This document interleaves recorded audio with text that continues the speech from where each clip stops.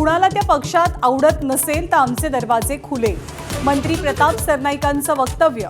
खासदारांनी शपथा घेऊन कुठेही न जाण्याचा शब्द दिला. राऊतांची माहिती. तर 2029 सालापर्यंत ठाकरेंचा पक्षच संपेल. निरुपमांचं भाकीत.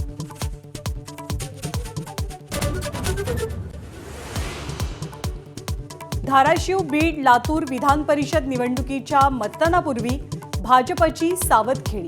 नगरसेवकांना अलिबाग आणि गोव्याला पाठवलं. बीच आणि स्विमिंग पूलमध्ये नगरसेवकांची मौज मजा.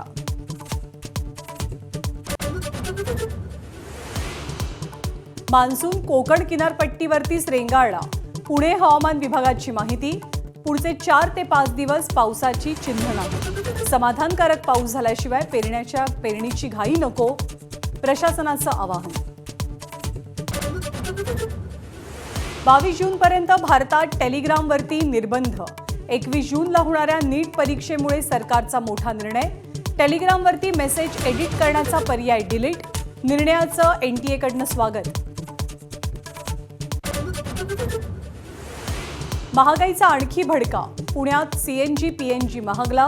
पीएनजीच्या दरात 85 पैसे तर सीएनजीच्या दरात 1 रुपयाची वाढ.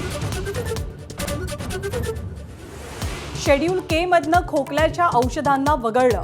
मेडिकल दुकानात डॉक्टरांच्या चिठ्ठीशिवाय खोकल्याची औषधं देण्यावरती बंदी.